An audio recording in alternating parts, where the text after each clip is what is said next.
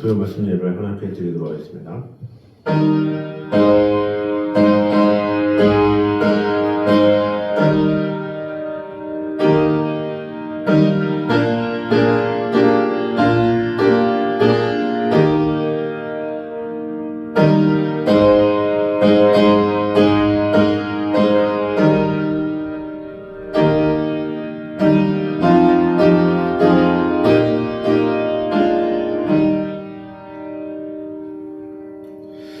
내가 비옵는 것은 이 사람들만 위함이 아니요 또 그들의 말로 말미암아 나를 믿는 사람들도 위함이니 아버지여 아버지께서 내 안에 내가 아버지 안에 있는 것 같이 그들도 다 하나가 되어 우리 안에 있게 하사 세상으로 아버지께서 나를 보내신 것을 믿게 하옵소서.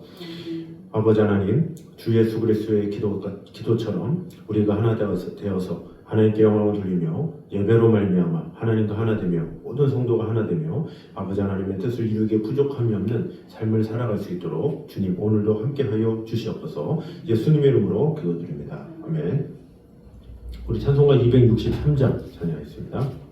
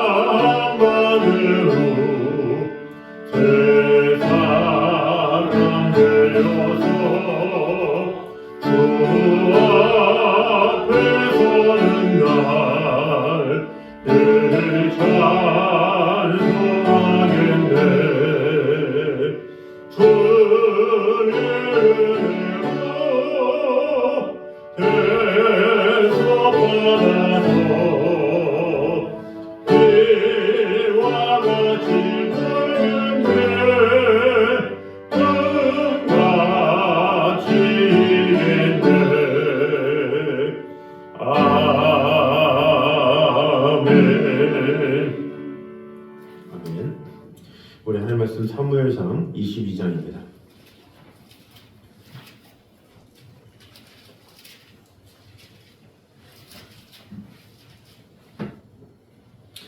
사무엘상 22장 1절에서 5절까지 말씀입니다.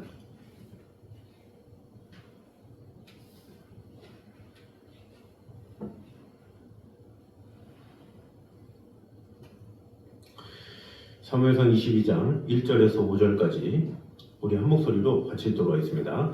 그러므로 다윗이 그곳을 떠나 아둘람 굴로 도망하매 그의 형제와 아버지의 온 집이 듣고 그리로 내려가서 그에게 이르렀고 환난당한 모든 자와 빚진 모든 자와 마음이 원통한 자가 다 그에게로 모였고 그는 그들의 우두머리가 되었는데 그와 함께 한 자가 400명 가량이었더라. 다윗이 거기서 모압 미스베로 가서 모압 왕에게 이르되 하나님이 나를 위하여 어떻게 하실지를 내가 알기까지 나의 부모가 나와서 당신들과 함께 있게 하기를 청하나이다 하고 부모를 인도하여 모압 왕 앞에 나아갔더니 그들은 다윗이 요새에 있을 동안에 모압 왕과 함께 있었더라. 선지자 갓이 다윗에게 이르되 너는 이 요새에 있지 말고 떠나 유다 땅으로 들어가라. 다윗이 떠나 헤레스풀에 이르니라. 아멘. 자, 오늘 본문은 다윗이 블레셋 성읍 가드의 왕 아기스에게로 피신한 사실과 관련해서 보도하고 있는 사무엘상 21장 10절에서 15절에 이어서 다윗의 아둘람 굴 도피와 공동체 형성 및 모압 왕에게서의 부모 의탁에 대해서 보도를 하고 있습니다. 먼저 1, 2절은 다윗이 가드에서의 위기에서 벗어나 아둘람 굴로 피신하자 가족을 비롯해서 이스라엘에서 사회적, 정치적으로 소외되고 억압받는 자들 400여 명이 그를 찾아오므로 그가 그들의 우두머리가 되었음을 보도하고 있습니다. 이어서 3절과 4절은 다윗이 모압의 미스베로 가서 모압 왕에게 부모를 의탁한 사실이 나와 있습니다. 그리고 5절은 다윗이 갓 선지자의 지시에 따라서 유다 땅의 헤렛 수풀에 이른 사실을 보도하고 있습니다. 여기에서 보듯이 다윗은 도피 생활 중이기는 했지만 400명에 이르는 추종자를 얻음으로써 새로운 소망을 가질 수 있었을 것입니다. 본문은 이들을 환난당한 자, 빚진 자, 마음에 원통한 자로 묘사하고 있는데 이들은 단순히 사회적으로 소외된 자들이 아니라 사울의 학정으로 인해서 이스라엘 사회에서 정치, 경제적으로 억압받던 자들을 의미합니다. 이들은 패역한 사울의 왕권에 항거하다가 견디지 못하고 하나님이 함께 하시는 다윗을 찾아 모여든 것으로 추정됩니다. 아마도 이들은 도피 생활 중이던 다윗에게 큰 위로와 쉼이 되었을 것입니다. 이렇듯 불의의 항거에서 하나님의 사람 다윗을 좇은 이들은 훗날 다윗의 영광을 함께 누리게 됩니다. 한편 본문에서 다윗에게 유다 땅으로 가라고 지시한 갓 선지자는 사무엘의 선지학교 출신으로 하나님의 뜻을 전하기 위해 왔거나 다윗을 좇는 400인의 추종자들 중에 하나였을 것이라 이렇게 추정할 수 있습니다. 그는 훗날 다윗이 인구조사를 했을 때 하나님의 심판을 선포하기도 했던 선지자입니다. 그럼 오늘 1, 2절을 통해서 주시는 은혜를 보도록 하겠습니다. 먼저 인생의 고난을 채우란 그리스도만이 고난당한 우리의 참된 위로자가 되심을 볼 수가 있습니다. 1, 2절을 보면 다윗이 블레셋 가드에서 도망해서 아둘람 굴에 이르자 그 형제와 온 집뿐만 아니라 2절에 보니까 환난당한 모든 자와 빚진 모든 자와 마음이 원통한 자가 다 그에게로 모였다 이렇게 기록을 하고 있습니다. 이런 사실은 사울에게 온갖 고난을 당한 다윗만이 이들의 마음을 더욱 잘 알 수 있었고 진정으로 그들을 위로할 수 있었다는 것을 반영합니다. 다윗이 고통이 없었고 고난이 없었고 어려움이 없었다면 이들을 품을 수가 없죠. 보통 어려움을 당한 사람들은 같은 어려움에 처한 사람을 도울 수가 있습니다. 고통 가운데 있는 사람이 진정한 고통 중에 있는 사람을 도울 수가 있죠. 많은 어려움 가운데 많은 상처가 있는 사람이 오히려 상처받은 사람들을 위로해주고 도울 수가 있습니다. 마찬가지로 이 다윗은 어린 시절부터 사울에게 쫓기면서 얼마나 많은 아픔과 어려움과 고난과 고통 가운데 있었겠습니까? 그렇기 때문에 이 다윗의 가슴은 그 수많은 400여 명의 사람들을 품을 수 있었다라는 것입니다. 이런 의미에서 볼 때 다윗과 같이 모든 사람에게 위로가 될 만한 인물이 있었던 그 시대 사람들은 참으로 행복했을 것이다 이렇게 볼 수가 있죠. 그들이 아무리 답답하고 어렵다 할지라도 자신의 마음을 들어줄 사람이 없으면 얼마나 답답하고 또 외롭고 힘들었겠습니까? 그러나 그 당시 때 다윗이 있었기 때문에 그들은 자신의 마음을 마음껏 이야기하고 위로를 받을 수가 있었겠죠. 하지만 한편으로 생각해 보면 오늘 우리는 다윗 시대와 비교할 수 없이 행복한 성도들이다 이렇게 볼 수가 있습니다. 왜 그렇습니까? 왜냐하면 우리에게는 다윗과 비교할 수 없이 고상하고 고귀하며 죄 없으시면서도 다윗 이상으로 고난을 당한 예수 그리스도께서 우리의 위로자가 되시기 때문입니다. 우리가 어떤 사람을 찾아간들 진정한 위로를 얻을 수 있겠습니까? 우리가 어떤 어려움을 호소한들 어떤 사람에게 진정한 위로와 평강을 얻을 수가 있겠습니까? 다 사람이기 때문에 한계가 있고 또 그 사람의 경험도 한계가 있고 또 품을 수 있는 가슴도 한계가 있죠. 그러나 우리 주 예수 그리스도께서는 이 세상에 계시는 동안에 수많은 시험과 유혹, 고난을 당하셨습니다. 그런 예수님께서 우리의 억울한 사정을 들으신다면 과연 강한 자의 편에 서서 우리의 잘못만을 들추어내고 또 일방적으로 꾸짖으시겠습니까? 그렇지 않습니다. 우리의 잘못을 아시지만 우리의 허물을 가려주고 덮어주시는 분이십니다. 우리의 편이 되어주시고 감싸주시며 억울함을 들어주시는 분이십니다. 그래서 시브리서 기자는 시브리서 4장 15절에 이렇게 말합니다. 우리에게 있는 대제사장은 우리의 연약함을 체휼하지 아니하는 자가 아니요 모든 일에 우리와 한결같이 시험을 받은 자로되 죄는 없으시니라 이렇게 말씀하고 있습니다. 그러므로 우리는 어떠한 원통함과 답답함과 어떤 고난이 있다 할지라도 어떤 사람을 찾아서 위로를 받는 자가 아니라 오직 주님께 나아가 위로를 받고 참된 평강을 얻는 그런 성도들이 되어야 하겠습니다. 그러므로 원망과 한탄의 삶을 사는 대신에 우리 주 예수 그리스도께 나와서 참된 위로와 평강을 얻는 저와 여러분 되시기를 주님의 이름으로 축원합니다. 두 번째는 교회는 오직 그리스도에 대한 믿음 하나로 결합된 공동체임을 보여주고 있습니다. 다시 1, 2절을 보면 다윗이 있는 곳으로 환난당한 자, 빚진 자, 그리고 마음이 원통한 자 이런 자들이 몰려들었다 이렇게 기록을 하고 있습니다. 여기서 특징적인 것은 다윗이 어떤 사람들을 모을 때 선발하지 않았다라는 거죠. 다윗의 마음에 합한 자를 뽑은 것도 아니고 뭔가 출중한 자도 아니고 뭔가 다윗의 마음에 든 그런 사람이 아니라 그저 환난당하고 빚지고 마음이 원통한 이런 모든 사람들이 그저 모였고 다윗은 그들을 구별하지 않았다라는 것입니다. 오직 자신을 믿고 따르는 자면 누구든지 공동체의 일원으로 삼았다라는 것이죠. 아둘람 공동체는 오직 다윗을 중심으로 다윗에 대한 믿음 하나로 결속된 공동체였습니다. 아둘람 공동체에 가입하는 데는 다윗에 대한 신뢰 이외에 다른 어떤 조건도 요구되지 않았습니다. 그런데 신약 시대에도 이와 유사한 공동체가 있습니다. 그것이 바로 교회입니다. 교회는 오직 한 분 그리스도를 중심으로 한 공동체로 세워집니다. 또한 교회는 그리스도에 대한 믿음 하나로 결속된 공동체입니다. 따라서 교회의 공동체에 가입하는 데는 그리스도에 대한 믿음 위에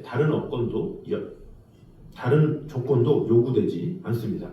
교회는 그리스도를 믿기만 하면 모두가 다 회원이 될 수가 있습니다. 오늘날의 목교회도 마찬가지죠. 또 등록을 안 한다 할지라도 와서 예배 드린다고 막지 않죠. 어느 누구든지 다 와서 예배를 드리는데 전혀 예배를 두지 않는다라는 거죠. 술에 취한 상태에 오든 정신이 이상한 상태에서 오든 생각지 못한 상태에서 오든 무조건 우선 오고 나서 그 다음에 이야기를 하면서 하나씩 그의 이야기를 들어주기도 하고 고민 상담을 해주기도 하고 하면서 오히려 교회 오기 전에는 전혀 마음이 준비되지 않았다가 또한 상처받은 채로 왔다가 아니면 전혀 준비되지 않은 채로 왔다가 또 무방비 상태로 왔다가 변화되는 것이 바로 교회다라는 것입니다. 그래서 이 교회는 신분이 고귀한 자나 비천한 자, 부자나 가난한 자나 늙은이나 젊은이나 차별을 두지 않습니다. 교회는 예수를 믿기만 하면 누구나 그 일원이 되고 지체가 되는 것입니다. 학벌의 유무나 외모나 사회적 지위나 그 사람의 배경 등은 그리스도 안에서 아무런 소용도 없다는 거죠. 인간만이 사람을 가지고 있다, 없다, 가졌다, 못 가졌다를 나누지 예수님은 절대 우리에게 있느냐, 없느냐 이런 것을 따지는 분이 아니다라는 것입니다. 이런 겉으로 보이는 배경이나 이런 것들은 그리스도의 공동체인 교회를 유익하게 할 수는 있지만 교회의 일원이 되게 하는 것이나 구원을 얻는 데는 아무런 영향력도 미치지 못합니다. 그래서 사도 베드로는 사도행전 2장 21절에 누구든지 주의 이름을 부르는 자는 구원을 얻으리라 이렇게 선언을 했습니다. 그런데도 오늘 교회의 모습은 이런 그리스도의 특권은 상관없이 사회적인 조건을 따지는 모습이 있는 것을 볼 수가 있습니다. 세상의 지기가 교회 내에서도 통용되고 또 많은 재물을 가진 사람의 발언권이 강해졌고 이런 사람들이 그리스도의 옆자리에 앉아야만 한다는 세속적인 생각들이 교회를 지배하고 있는 경우가 많습니다. 그리고 가진 것 없고 천한 사람들은 뒤로 물러나 있는 모습들이 있습니다. 그러나 이런 현대교회의 모습은 예수께서 많은 세리와 죄인들과 함께 계신 것을 이해하지 못하는 바리새인들의 모습과 결코 다르지 않습니다. 바리새인들은 예수님이 사회적인 지위가 있는 자들의 옆에 앉아야 한다고 생각했으나 예수님께서는 볼품없고 천한 세리와 죄인들의 옆에 함께 있었습니다. 그리고 오히려 무화과 나무에 올라간 삭개오의 집에 들어가셔서 그와 식사를 하셨습니다. 이렇게 예수님께서는 당신을 따르는 자들에게 차등이 아닌 평등을 말씀하심으로 누구나 함께 할 수 있도록 하셨습니다. 그러므로 오늘날 우리 교회는 세속적인 생각을 버리고 그리스도의 정신을 이어받아서 참다운 교회의 모습을 회복해야만 합니다. 그래서 가진 자나 없는 자, 배운 자나 못 배운 자, 그리고 남녀노소를 불문하고 믿음 안에서 그리스도의 사랑을 평등하게 나누는 그런 모습을 가지도록 마음을 다해야 할 것입니다.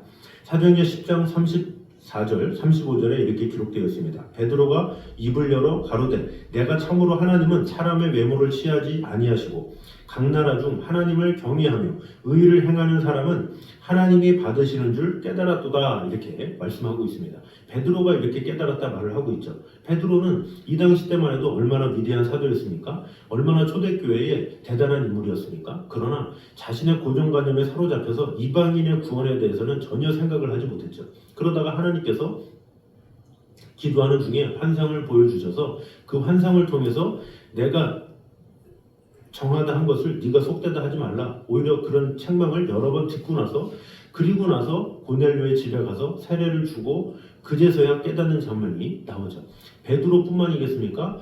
나중에 보면 사도행전 15장에 보면 어떤 야고보가 그 교회를 진행하는 데 있어서 그 당시 때도 이방인의 세례 주는 문제, 이방인의 구원의 문제에서도 서로 논쟁이 있었고 또 어려움이 있었던 것을 보게 됩니다. 그것이 바로 예루살렘 공의회인데 그 공의회에서 야고보가 그래도 온전한 말을 했기 때문에 제정이 된 것이지 그 당시에도 수많은 지도자들이 이방인은 어떻다 저렇다 이렇게 판단을 했다는 것은 그 정도로 이 사람들이 많이 무지했었다라는 것을 볼 수가 있습니다. 또 반대로 더 나아가서 모든 이들을 차별 없이 하나님의 사람으로 세운다는 것은 그렇게 쉬운 문제가 아니라는 것도 볼 수가 있습니다. 로마서 10장 12절에 이렇게 기록되어 있습니다. 유대인이나 헬라인이나 차별이 없습니다. 한 주께서 모든 사람의 주가 되사 저를 부르는 모든 사람에게 부요하시도다 이렇게 기록을 하고 있습니다. 유대인이나 헬라인이나 선택받은 것 같은 어떤 사람들을 이전에는 사람들이 정했죠. 유대인들만 하나님이 정했다, 선민이다 이렇게 이야기하고 있죠. 그 고집이 지금 아직도 이스라엘 사람들은 그것이 있죠. 그래서 우리 민족만 구원을 받았다 이런 생각을 하고 그 외의 사람들은 이방인으로 취급하는 경우가 있죠. 2000년 전에 사도 바울이 이렇게 말씀했어도 불구하고 자신들은 그것을 받아들이지 못하고 아직까지도 자신들의 하나님만이 온전한 하나님이냐 그런 유대교의 하나님만을 믿는 것이 바로 이스라엘 민족들이죠.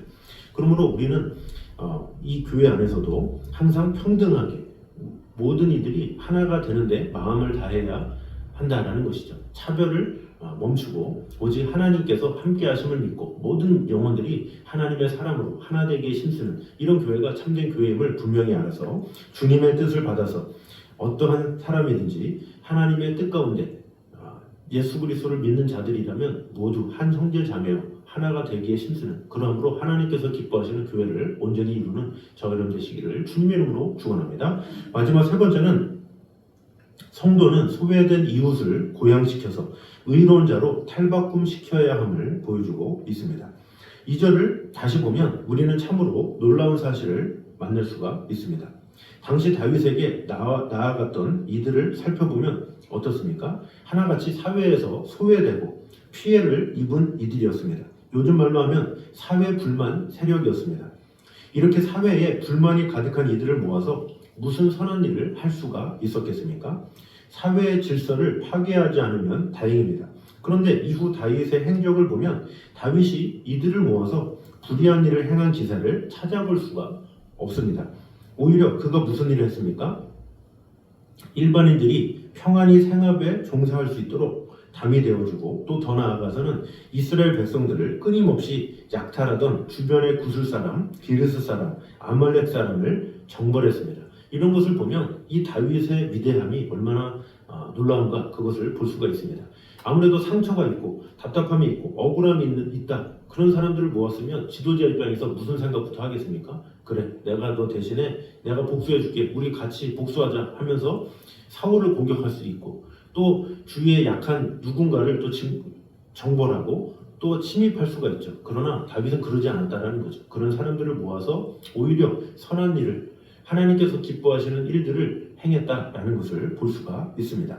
이와 같은 사실이 말해주는 것이 무엇이겠습니까? 성도는 소외된 이웃들에게 끝없는 사랑과 관심을 가지고 그들의 친구가 되어주되 결코 그들의 원한의 친구가 되어서 함께 죄를 짓는 것이 아니라 오히려 그들을 고양시켜서 비록 세상에서 받는 것은 원한밖에 없지만 오히려 세상을 향해 의롭고 선한 일을 할 수 있도록 해줘야 한다라는 거죠. 예수님도 그랬죠. 예수님도 세리와 죄인의 친구로서 무슨 일을 했습니까? 세리와 죄인의 친구로서 바리새인들을 공격한 것도 아니고 로마인들을 뭐라고 한 것도 아니죠. 오히려 세리와 죄인들 또 수많은 제자들 아무 힘도 없는 어부들 그 사람들을 모아서 세상을 바꾼 것이 바로 예수님이셨습니다. 그러므로 예수님께서 그런 사람들을 모아서 살해 불안을 야기시키거나 또 동일한 죄악을 저지르거나 세상 쾌락을 탐닉하게 한 그런 분이 아니시다라는 거죠. 그래서 오히려 세리마테나 삭개오와 같이 볼 수 있듯이 오히려 거룩한 하나님의 나라의 일꾼으로 세우신 것을 보게 됩니다. 오히려 하나님의 사람으로 바꿔주셔서 그들로 하여금 하나님의 놀라운 일들을 하도록 예수님께서는 바꾸셨다라는 것입니다. 그러므로 우리 역시 이와 같은 일을 해야 한다라는 것입니다. 우리가 세상을 향해 나아가고 세상의 죄인을 찾는 이유가 여기에 있습니다. 우리는 그들보다 우월함을 자랑하기 위해서 세상으로 나아가는 것이 아닙니다. 그들의 잘못을 깨우치고 비웃기 위해 나아가는 것도 아닙니다. 그들의 친구가 되어주기 위해 나아가는 것입니다. 또 친구가 되어주되 단순히 그들의 말동무나 되어주기 위해서 나아가는 것이 아니라 그들을 불러 의인으로 만들고 거룩한 하나님의 나라의 사역자로 만들기 위해 나아가는 것입니다. 그러므로 우리가 억울한 자, 답답한 자, 힘든 자, 외로운 자 이런 사람들을 돕되 그저 돕고 끝나는 것이 아니라 그들이 하나님의 말씀을 알고 하나님의 뜻을 알고 하나님의 생각을 알아서 그리스도의 삶을 살아갈 수 있도록 도와주는 것 그것이 바로 우리의 사명이다라는 것입니다. 그러므로 우리 주위에 있는 사회적 죄인들에게서 이러한 변화가 일어나는지 늘 생각함으로 말미암아 우리 주의 영혼들이 변화되기에 힘쓰는 내가 먼저 그런 마인드를 가지고 주의 영혼들에게 마음을 다함으로 말미암아 그리스도의 복음을 통해서 그들의 삶이 변화될 수 있도록 그들의 삶을 도와주며 그들의 삶을 통해서 놀라운 하나님의 역사가 일어나는 것을 경험하는 저여러분 되시기를 주님의 이름으로 축원합니다. 기도하겠습니다. 하나님 감사합니다. 우리와 그런저나 함께 하시는 하나님의 은혜를 찬양합니다. 인생의 고난을 채우란 그리스도만이 고난당한 우리의 참된 위로자가 되심을 오늘 보게 되었습니다. 다윗에게 많은 이들이 찾아왔습니다. 환난당한 자, 빚진 자, 마음이 원통한 자가 다윗을 통해서 위로를 받았습니다. 우리 또한 예수 그리스도로 말미암아 참된 위로를 받을 수 있음을 오늘 보게 되었습니다. 많은 시험과 유혹, 고난을 당하신 예수 그리스도께 나올 때 우리는 참된 위로와 평강을 얻을 수가 있습니다. 그러므로 우리 또한 순간마다 그리스도의 고난에 동참하는 그런 성도들이 되게 하여 주시옵소서. 그리스도의 고난이 우리에게 넘친 것 같이 우리의 위로도 그리스도로 말미암아 넘치는도다 말씀하고 있습니다. 우리가 어떤 어려움과 아픔이 있다 할지라도 오직 주 예수께 나아가 참된 위로와 평강을 얻는 그런 성도들이 되게 하여 주시옵소서. 또한 교회는 오직 그리스도에 대한 믿음 하나로 결합된 공동체임을 오늘 보게 되었습니다. 가진 자나 없는 자, 배운 자나 못 배운 자나 남녀노소를 불문하고 믿음 안에서 그리스도의 사랑을 평등하게 나누는 교회, 이것이 정말로 하나님께서 기뻐하시는 교회임을 오늘 보게 되었습니다. 모든 이들, 예수 그리스도를 믿는 자들 모두 나와 예배하며 아버지 하나님의 사랑으로 하나가 되며 품기에 힘쓰는 그런 교회가 되게 하여 주셔서 유대인이나 헬라인이나 차별이 없다라고 기록한 이 바울의 말씀처럼 우리 또한 어떠한 사람에게든지 차별하지 아니하고 오직 하나님의 사랑으로 이끌며 하나님의 은혜 가운데 교회가 하나 되게 힘쓰는 그런 교회가 되게 하여 주시옵소서. 또한 성도는 소외된 이웃을 고양시켜서 의로운 자로 탈바꿈시키는 그런 자들임을 오늘 보게 되었습니다. 많은 이들을 돕고 섬기고 사랑하되 그저 단순히 말동무나 되어주는 그런 정도가 아니라 그들을 불러 의인으로 만들고 거룩한 하나님의 나라로 사역자로 만드는 그런 성도들이 되게 하여 주시옵소서. 그러함으로 말미암아 우리로 말미암아 한 영혼이 주님께 돌아오며 아버지 하나님의 은혜 가운데 거할 수 있도록 주님 언제나 함께 하여 주시옵소서. 예수님의 이름으로 기도드립니다. 아멘. 찬송가 379장 찬양하겠습니다.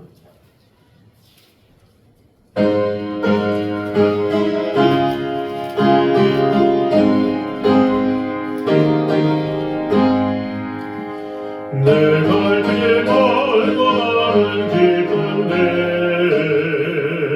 그 대신 주 저 분향집을 향해 가는 길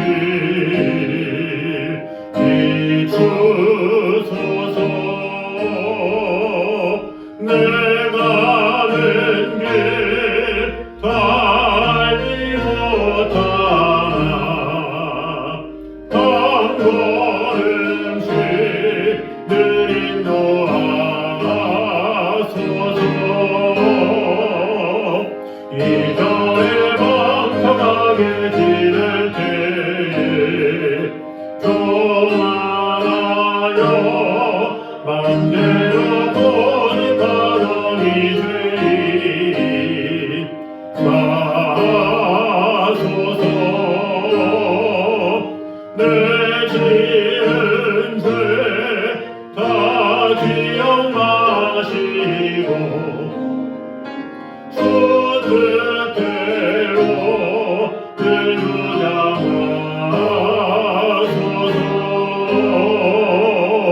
이전에 나를 인도하신 분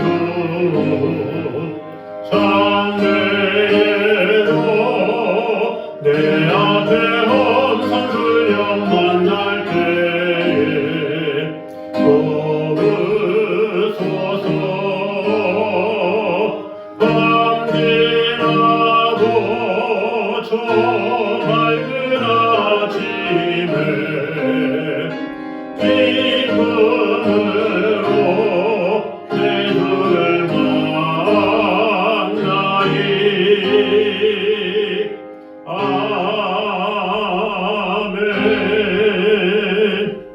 아멘. 이제 우리 예수 그리스도의 은혜와 아버지 하나님의 무한하신 사랑과 성령님의 교통하심이 늘 우리와 함께 계시는 하나님의 마음을 헤아리며 하나님의 뜻 가운데 거하며 어떠한 상황에서도 오직 주 하나님께 영광을 돌리기 원하는 이 자리에 있는 모든 성도들 위해 이제부터 영까지 함께 있기를 간절히 축원하옵나이다. 아멘.